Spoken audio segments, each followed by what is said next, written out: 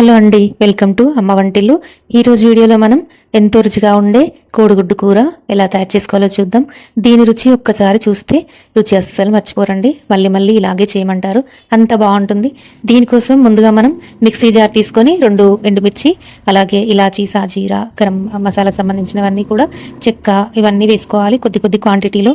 తర్వాత ఇందులో కొన్ని వెల్లుల్లి రెబ్బలు, 4 టమాటాలు, అలాగే 2 ఉల్లిపాయలు కట్ చేసి వేసుకొని 4-5 పచ్చిమిర్చి వరకు వేసుకొని ఇలా మెత్తగా మిక్సీ పట్టుకోవాలి. ఇందులోనే ఒక 2-3 కాజు కూడా వేసుకొని ఇలాగ మెత్తగా మిక్సీ పట్టుకొని పక్కన పెట్టుకోండి.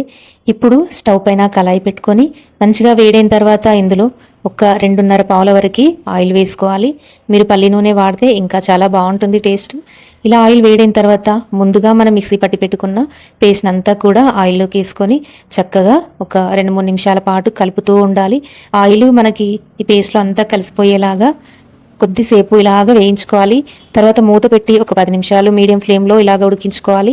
చక్కగా ఆయిల్ అంతా పైన తేలుతూ ఉంటుంది, మంచిగా పచ్చివాసన పోయి చక్కగా మంచి మసాలా ఫ్లేవర్తో ఉడుకుతూ ఉంటుంది.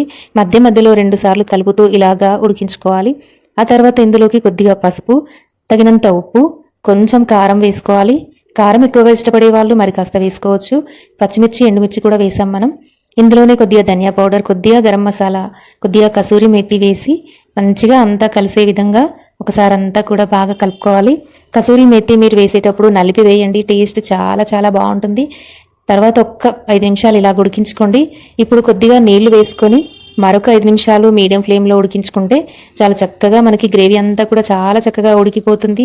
టేస్ట్ కూడా మంచి కమ్మని టేస్ట్ అనేది వస్తుంది. తర్వాత ఇందులోకి ఒక 2 స్పూన్ల వరకు పెరుగు వేసుకోవాలి. చిన్న చారుగంటతో నేను 1 స్పూన్ వేసాను. ఇలా పెరుగు వేసుకున్న తర్వాత మూత పెట్టి లో ఫ్లేమ్లో ఉడికించుకోండి.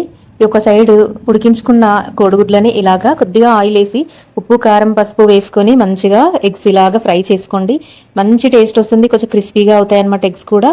ఈ లోపు గ్రేవీ మనకి చక్కగా ఉడికిపోయింది కదా. ఇప్పుడు ఈ గ్రేవీలో మనం కోడిగుడ్లని వేసుకోవాలి. ఇలా ఆయిల్ పైకి తేలుతూ ఉడికిపోయింది గ్రేవీ అంతా కూడా.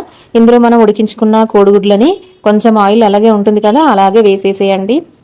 ఇలా వేసిన తర్వాత ఎగ్స్ ఒక్కసారి స్లోగా కలుపుకొని మూత పెట్టి ఒక 5 నిమిషాలు అలా వదిలేసి కొత్తిమీర చల్లి దించుకున్నామంటే కనుక మంచిగా egg gravy curry, masala curry లాగా మనకి రెడీ అయిపోతుందండి.